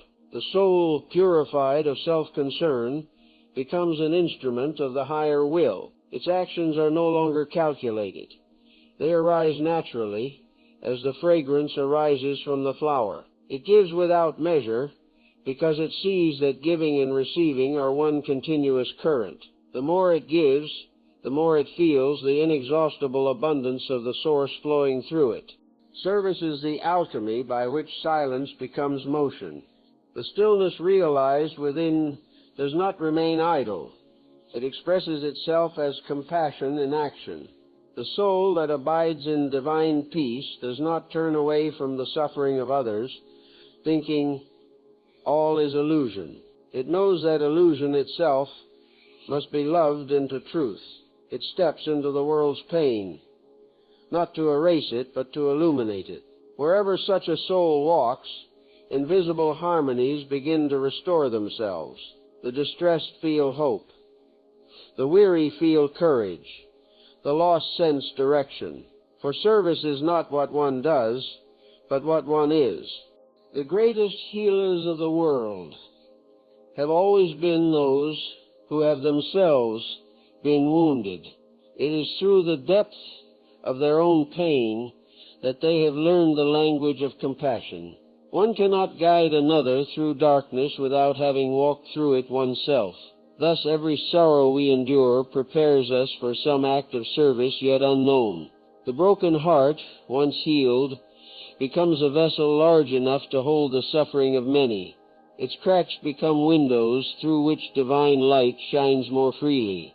Yet, one must be vigilant, for even service can become corrupted if it is born of ego rather than love. The mind, subtle in its pride, may disguise ambition as altruism, desire for recognition as generosity. Such service exhausts rather than nourishes, for it draws from the limited self instead of the infinite source. The true servant acts without thought of reward, without attachment to outcome. They give as the sun gives, because it is their nature to shine. There is a deep paradox here. The one who serves without thought of self finds the self fulfilled beyond measure. The act of giving dissolves the illusion of separateness more completely than any philosophy. Each time we place another's well-being before our own comfort, the walls of isolation weaken.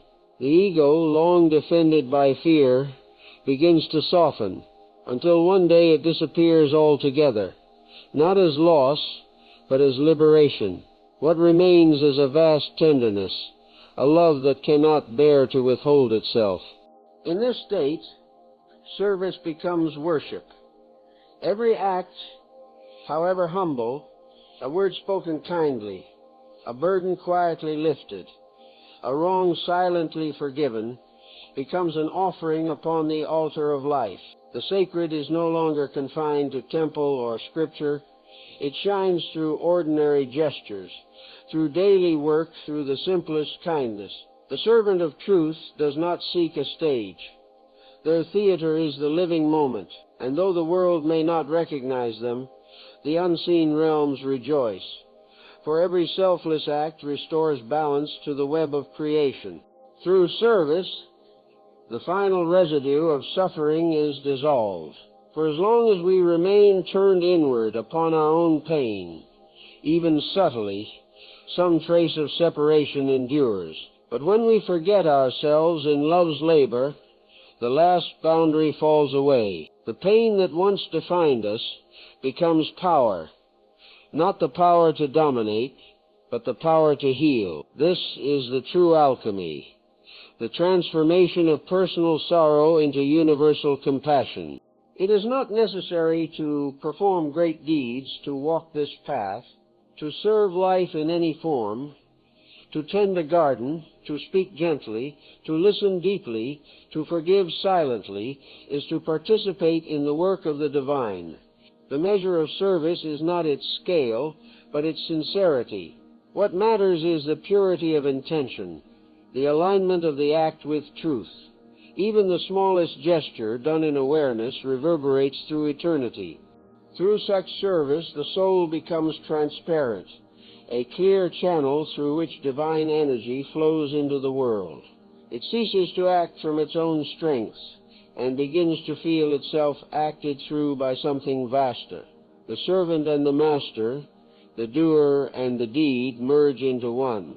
The sense of I serve fades, leaving only service itself, effortless, radiant, sacred.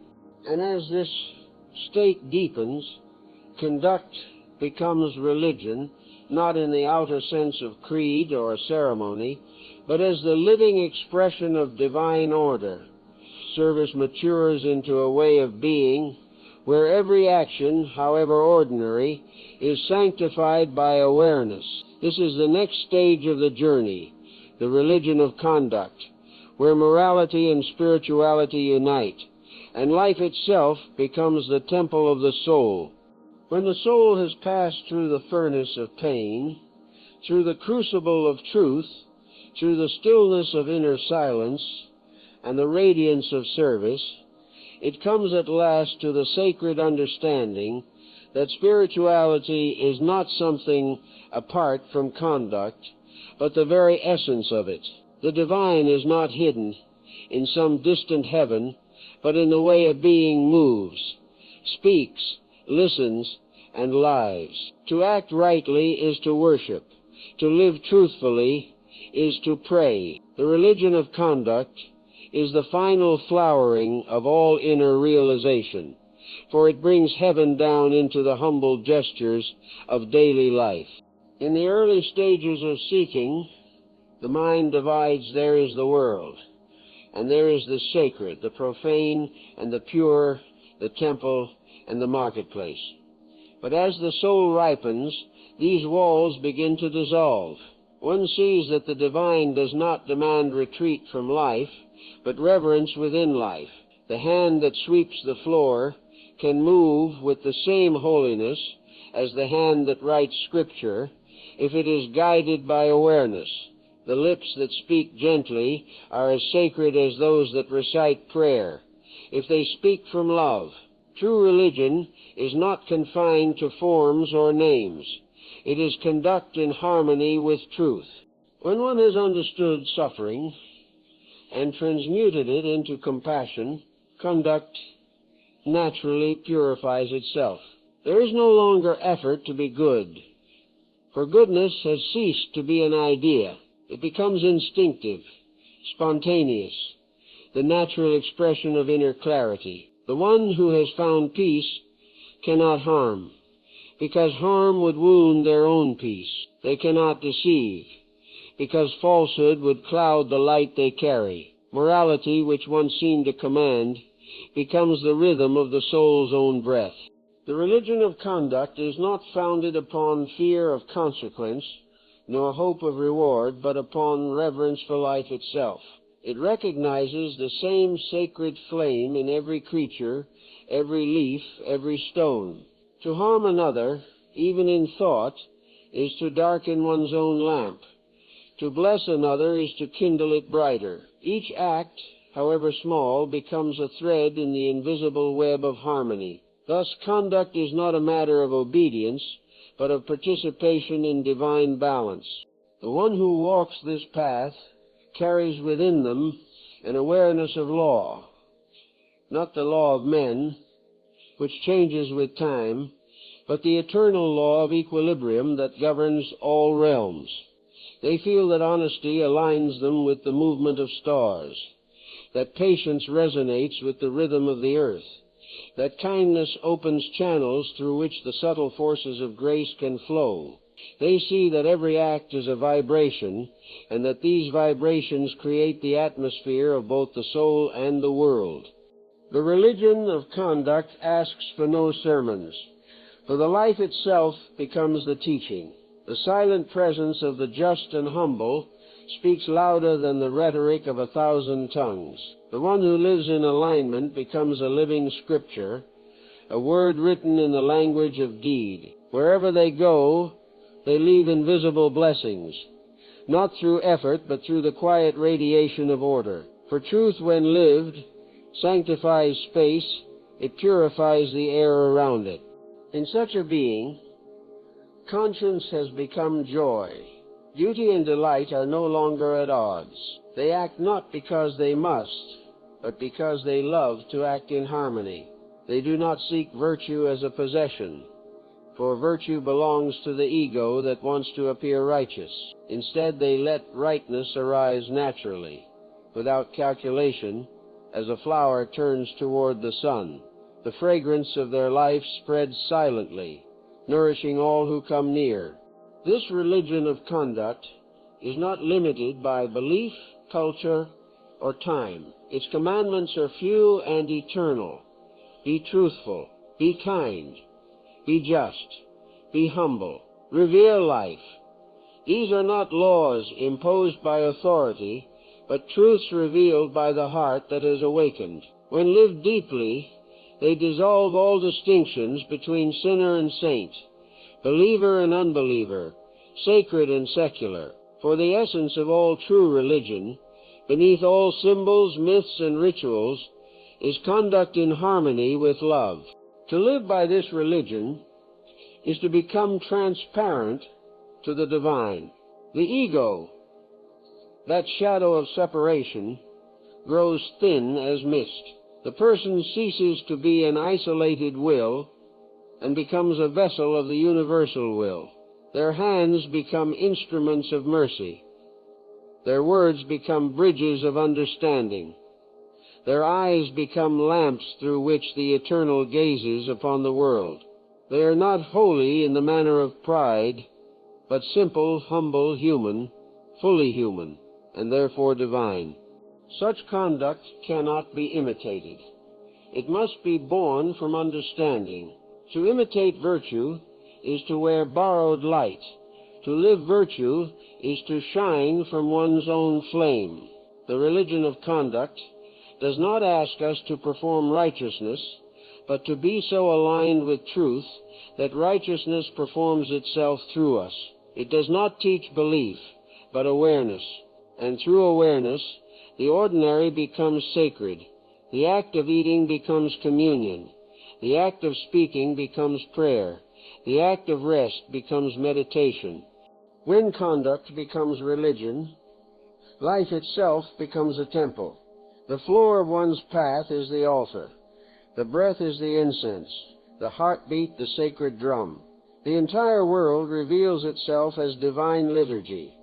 Every sunrise a blessing, every encounter a lesson, every moment a sacrament. In this vision, the soul no longer seeks enlightenment. It lives it. The light it once sought in hidden places now shines in the face of a stranger, in the wind that moves the leaves, in the silent peace that fills each instant of awareness. From this sacred living arises a new education, not of intellect, but of soul. For when the conduct has become pure and the life harmonious, understanding begins to deepen in a way that no study can produce. The heart, cleansed of contradiction, becomes a mirror in which divine wisdom reflects itself effortlessly. Thus begins the next movement on our path, the education of the soul, the revelation of the lessons that only life lived rightly can teach. There are many forms of learning in this world, but only one true education, the education of the soul. It is not taught in halls of stone, nor written in books of men.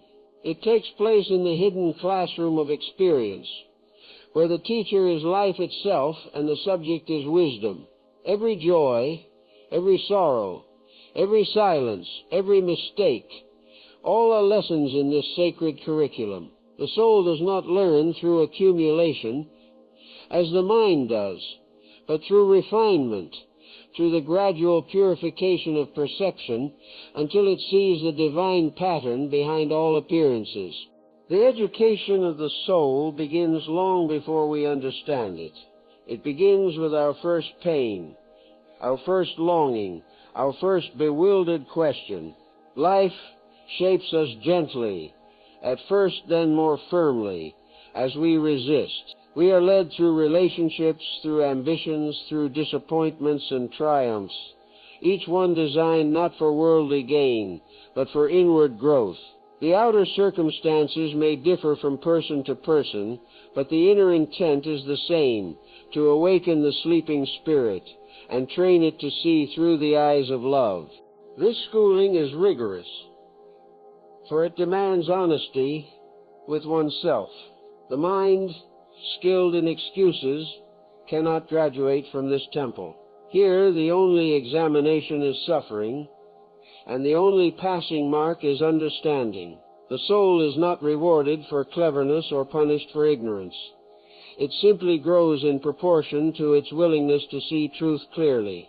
Every time we meet pain with awareness instead of avoidance, we advance a step. Every time we choose forgiveness over resentment, we move from ignorance toward wisdom. Life offers these opportunities endlessly, until the lessons are learned. The lower nature of man, that bundle of desires, fears, and vanities, is the student. The higher self, the silent witness within, is both teacher and goal. The lessons are simple, yet they take lifetimes to learn. Humility, patience, compassion, truthfulness, faith, each arises not from doctrine but from experience. We are humbled by failure, made patient by delay, taught compassion through our own wounds, forced into truth by disillusionment. and schooled in faith, when all else falls away. Thus life uses the very things we call obstacles as instruments of grace. The education of the soul differs from worldly learning in this: it does not fill, it empties. It does not add more knowledge, but removes illusion. It peels away the layers of opinion, conditioning, and fear that obscure the clear light of understanding. As the soul matures, it grows quieter, simpler, more direct. The complex philosophies that once fascinated the intellect begin to dissolve into a single recognition that love in its purest form is the highest knowledge. At first this may seem too simple for the sophisticated mind, which hungers for elaborate systems and lofty doctrines. Yet the soul knows that truth is simplicity itself. The more it learns, the more it unlearns. It no longer seeks to master the world, but to master itself. It no longer asks, "How can I make life obey me?" but "How can I align with life's sacred order?" This shift marks the soul's graduation from ignorance. To educate the soul is to awaken the power of discernment, the ability to distinguish between the transient and the eternal, the real and the illusory. Most human suffering arises from confusion between these two realms. We cling to what is passing and ignore what is permanent. We build our identity on shadows and wonder why they vanish. But when discernment dawns, the heart grows wise. It cherishes what is lasting: truth, goodness, love, and lets go of what must fade.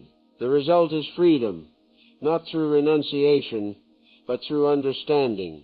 The advanced soul no longer rebels against life's lessons, for it sees the justice in every circumstance. It recognizes that every soul is being educated by the same divine law, each at its own pace. Therefore it ceases to judge others, for judgment is ignorance of another's lesson. Instead it offers compassion, knowing that all are learners in the same school of eternity. The wise do not mock the beginner. They extend a hand in silence, remembering their own early struggles. As the soul grows more educated, it begins to sense that life itself is a dialogue between the human and the divine. Every joy is the divine whispering, "Yes, this is the way." Every sorrow is the divine saying, "Look deeper, there is more to learn."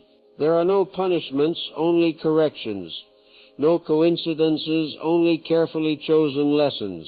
To live in this awareness is to live as a conscious student of the universe, grateful even for hardship, for each difficulty reveals what ignorance still remains. In time, this learning ripens into a kind of quiet mastery. The soul no longer reacts to life as to an adversary, but collaborates with it as with a wise friend. Whatever comes is accepted as material for growth, and every experience becomes a tool for refinement. The world, once seen as a battlefield, becomes a classroom. Every encounter becomes a teacher. The one who has reached this stage walks gently, for they see the sacred everywhere. And what is the final lesson of this education?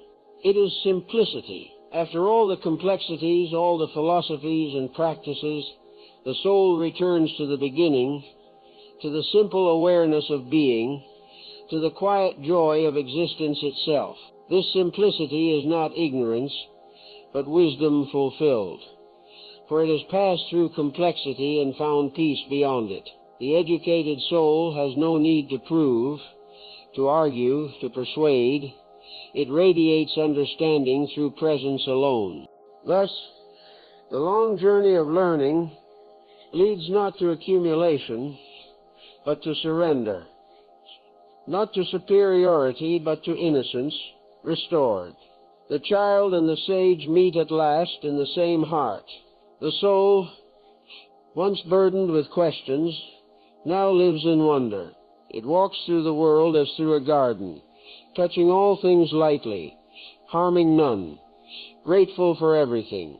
This is the final stage of the great education, the return to simplicity, where knowledge blossoms into peace, and peace into the quiet light of understanding. There comes a time, after the long pilgrimage through pain and knowledge, when the soul grows weary of complication. It has climbed the mountains of philosophy, crossed the deserts of ambition, wandered through the gardens of beauty and sorrow, and at last it longs for something utterly plain, utterly silent, the simplicity of being. This is not regression, not forgetfulness of wisdom, but its fulfillment. For all that is truly wise is simple, and all that is truly great is humble. The return to simplicity is the soul's homecoming, the moment it lays down every burden of striving, and simply is. In this state, life no longer feels divided between sacred and profane, higher and lower, inner and outer. The distinctions dissolve like mist before morning light. The same force that moves the galaxies moves the breath. The same intelligence that orchestrates creation guides a single heartbeat. The soul that sees this bows in reverence before all things, for it perceives the unity behind all forms. The flower by the path becomes scripture.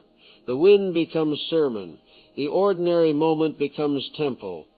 To return to simplicity is to return to truth. Complexity is the garment of fear, the mind's attempt to hide behind concepts, systems, and explanations. The simple heart no longer seeks to define the divine. It lives in harmony with it. It has nothing left to prove, nothing to defend. It has ceased to argue, for it has seen that understanding does not arise from words, but from silence. In silence, the world reveals itself as it is, perfect in its imperfection, complete in its incompleteness. The simple soul does not ask, "What is the meaning of life?" for it feels meaning pulsing through every breath. It does not crave miracles, for every dawn is miracle enough. It does not demand answers, for its questions have become wonder. Simplicity is not ignorance. It is clarity. It is to see the many as one, the transient as an expression of the eternal. The mind, once restless and curious, now rests like a lake, untroubled by wind, reflecting the sky without distortion. Such a life is light. It carries no excess. The simple one needs little, not because of denial, but because of understanding. Possessions lose their seduction, not by renunciation, but by irrelevance. Complexity feeds on want. Simplicity thrives on gratitude. When the soul knows that what it has in this moment is enough, it steps out of the race of desire. The endless reaching ceases, and what was once ordinary shines with quiet radiance. Simplicity restores sacred rhythm. The body eats when hungry, sleeps when tired, speaks when moved by truth, and is silent when silence suffices. The mind no longer invents unnecessary paths. It follows the natural flow of things. Such simplicity is not laziness, but alignment. It is not withdrawal from responsibility, but a purer sense of responsibility. The awareness that every act, however small, is a thread in the fabric of universal order. The soul that has returned to simplicity no longer measures life in terms of success or failure. It no longer lives by comparison, for it knows that every being walks a unique path. It no longer fears the future, for it trusts the intelligence that guides the stars. It no longer mourns the past, for it sees that nothing real is ever lost. In this simplicity there is joy, not the feverish joy of excitement, but the serene joy of harmony. The wise do not seek to impress. Their words are few, their gestures soft. They may appear ordinary, unnoticed among the world's noise, but their very presence carries blessing. They do not preach simplicity. They embody it. They move slowly, listen deeply, and act only when action is needed. Their hearts are spacious. their minds uncluttered, their eyes clear. They live as the trees live, quietly giving shade, as the rivers flow, nourishing all without claiming possession. Simplicity brings the soul close to nature again. The earth becomes teacher and mirror. The seasons show the rhythm of surrender and renewal, the tree shedding its leaves without regret, the seed breaking open without fear. The soul, observing this, learns that simplicity is the secret of balance, giving when full, resting when empty, never forcing, never hoarding. In this rhythm, peace abides. As the mind grows simple, gratitude blossoms. Every small kindness feels immense. Every breath is received as grace. The simple heart thanks not because it should, but because it cannot help but thank. Gratitude is the natural fragrance of understanding. It flows freely, without effort, filling even the smallest act with sacredness. To drink water, to greet a stranger, to watch light fall upon a wall, all become forms of prayer. In the return to simplicity, death itself loses its terror, for the simple soul knows that life and death are only two sides of the same current. It has seen that nothing truly ends, that every form dissolves only to feed another. It meets death as it meets sleep, not as annihilation, but as continuation, as rest in the eternal pulse of being. Thus, fear fades, and peace takes root where once anxiety dwelled. This simplicity is the sign of completion. The alchemical work that began with the raw ore of suffering has now refined itself into gold, not the gold of intellect or achievement, but the gold of contentment. The soul that has returned to simplicity radiates a quiet wisdom that needs no defense. It no longer speaks of transformation, for transformation is its state. It no longer seeks the divine, for the divine shines through its every gesture. And yet there is one last unveiling, one final illumination, the recognition that all suffering, all seeking, all labor was never separate from light, that even the darkness was divine in disguise. This final revelation, the light beyond suffering, is the crowning of the great work, the moment when the alchemist realizes that the lead was gold all along. When the long pilgrimage of the soul draws near its quiet culmination, when the fires have burned away the dross of resistance, and the waters of compassion have cooled the embers of pride, the traveler awakens to a truth so simple, so luminous, that all former understanding seems but a shadow of it.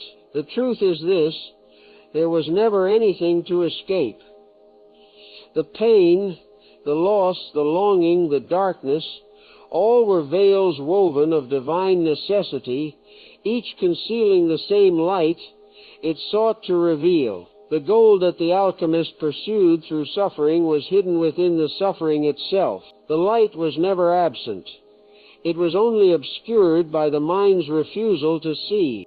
To perceive, this is to be born anew. The soul, which once trembled before the mysteries of fate, now bows in reverence before them. It no longer calls any experience an enemy, for it sees that all was grace, sometimes gentle, sometimes fierce, but always grace. The great illusion of separation dissolves. The world, once fragmented by desire and fear, becomes transparent, a single luminous field of being.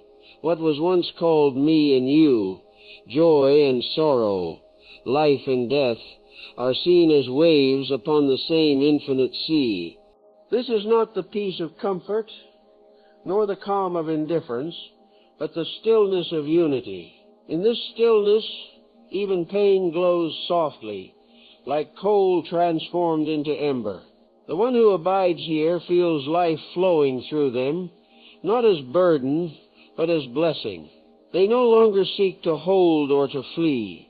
They simply participate in the eternal dance of giving and receiving. What they once called my life becomes a window through which the divine looks upon itself. The light beyond suffering does not erase the world's pain. It redeems it.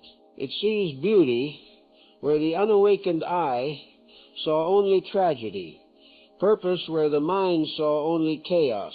It understands that every cry of anguish was the soul's attempt to remember its own divinity. Even the darkest night was a summons to dawn. When one stands in this light, the story of existence becomes intelligible, and the heart weeps not from sorrow, but from gratitude. Gratitude for the sacred design that led it through every valley of shadow into the radiance of truth. This light is not seeing with the eyes nor thought with the mind. It is known by being. It shines through awareness itself, like the sun revealing its own brilliance without effort. It cannot be described, for description belongs to duality, and this light is beyond division. It does not come and go. It has always been. It was there when we suffered and will be there when we are free, for it is the essence of both. The recognition of this eternal presence is enlightenment, not the acquisition of knowledge, but the disappearance of ignorance. From this vision flows a new tenderness. The one who has touched the light does not separate themselves from those still wandering in darkness. They do not speak of awakening as superiority, but as remembrance, for they see clearly that every being, however lost, is moving toward the same light, learning through the same sacred fire. They look upon the sinner and the saint with equal compassion, for they perceive the divine in both.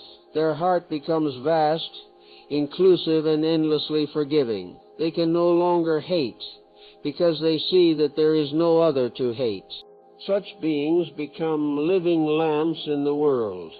Their words heal, their silence comforts, their presence transforms. They walk unnoticed among crowds, yet wherever they go, the atmosphere brightens, for their consciousness radiates order. They are not holy in the old sense. They are simple, human, transparent. Their holiness lies in their holiness. They carry no ideology, no banner, no creed, only presence. And in that presence, the suffering of others begins to dissolve, as frost dissolves in sunlight. The light beyond suffering is not a distant heaven to be reached after death. It is the real nature of life, here and now. Heaven is not a place, but a perception, not a future, but a state of seeing. To live in this awareness is to live resurrected, to walk the same earth, but with eyes that behold eternity in every grain of dust. The ordinary world becomes extraordinary, not because it has changed, but because the seer has. In this illumination, time loses its tyranny. The soul understands that there was never a before or after, only the eternal now, in which all experiences arise and vanish like waves returning to the sea. Birth and death, gain and loss, rise and fall, all are movements of the same breathing cosmos. The soul no longer fears change, for it knows that beneath all change is changelessness. This knowing is freedom. When the soul abides in such freedom, it ceases to seek salvation, for it recognizes that it is salvation, that the light it once prayed to, feared, or chased has always been the ground of its own being. The duality between seeker and sought dissolves. The river realizes it is the ocean. The pilgrim, at the end of all paths, discovers that the temple it longed for was built within its own heart. And so the great work completes itself, though in truth it was complete from the beginning. Suffering, that ancient teacher, bows and withdraws, its task fulfilled. What remains is peace, not fragile peace that depends on calm, but the indestructible peace of understanding. This peace does not deny life's movement. It blesses it. It allows joy to rise and sorrow to fall, knowing that both are waves of the same eternal tide. In the final silence, the soul no longer asks, "Why was I made to suffer?" It whispers instead, "How beautiful the journey has been." For it sees that through the refining flame of pain, it was shaped into transparency. Through confusion, it was led to humility. Through loss, it was emptied to receive the infinite. What once seemed cruelty was love in disguise, pressing the soul toward its own awakening. Now when the heart beats, it beats for all. When the eyes open, they see only God, not in heaven, not in mystery, but in the living world, in laughter and in tears, in light and in shadow, in beginning and in end. The alchemy of suffering is complete. Pain has been turned into power, sorrow into song, and the human into the divine. And though words cannot capture the radiance of this realization, let us end with silence, the same silence from which all suffering was born and to which all understanding returns. In that silence, there is no teacher, no student, no path, no goal, only the endless, eternal presence of light.